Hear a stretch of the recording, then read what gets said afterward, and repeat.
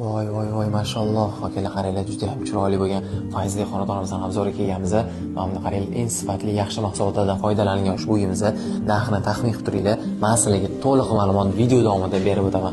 Assalomu alaykum hammaga. Bugun biz O'zbekiston mahallida joylashgan, ya'ni Huaydon shundoqqina yonginasida 1.5 sotuvli o'zini kattagina mana shunaqa parkovkalariga hamma sharoitlari bor va eng muhimi uy ichida barcha ko'rsatib o'tilgan narsalarimiz qoladi.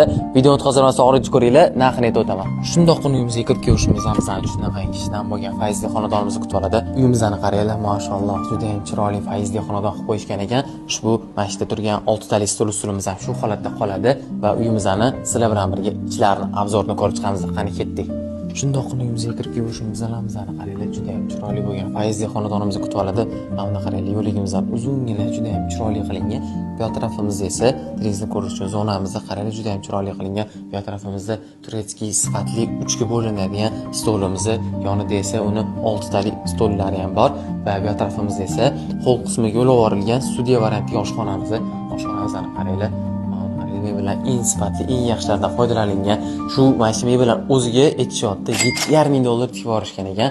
Qaranglar, shu narsalar bilan tayyor holatda tashab ketishadi.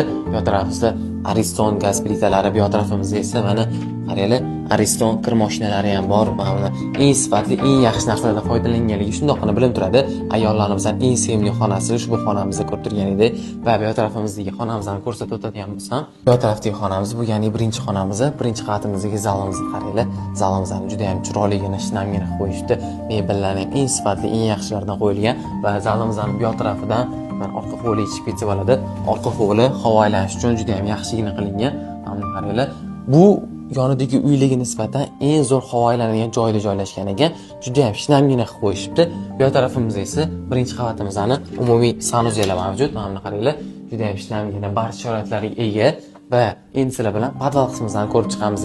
Shundoqqina podvalimizga tushib kelishimiz bilan bizani qaranglar, juda ham kenggina bo'lgan kino zonamiz va bu tarafimizda esa garderob qo'yishlar bo'ladi.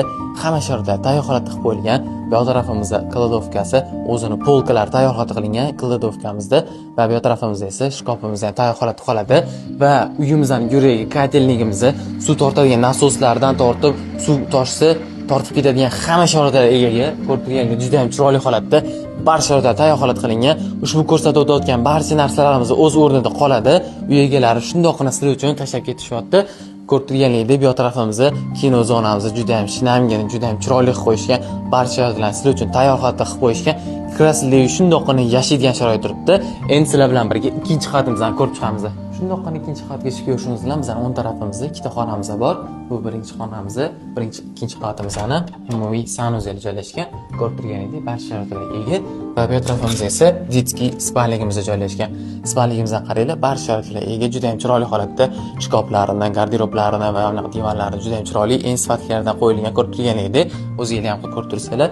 Va bu tarafimizda 3-xonamiz mavjud. Bu 3-xonamiz spalnigimiz. Spalnigimizdan ham juda ham shinamgina, juda ham chiroyli qilib qo'yishibdi. Va bu tarafimizda esa oxirgi xonamiz, bu ham ota-onalar xonasi, spalnigimiz.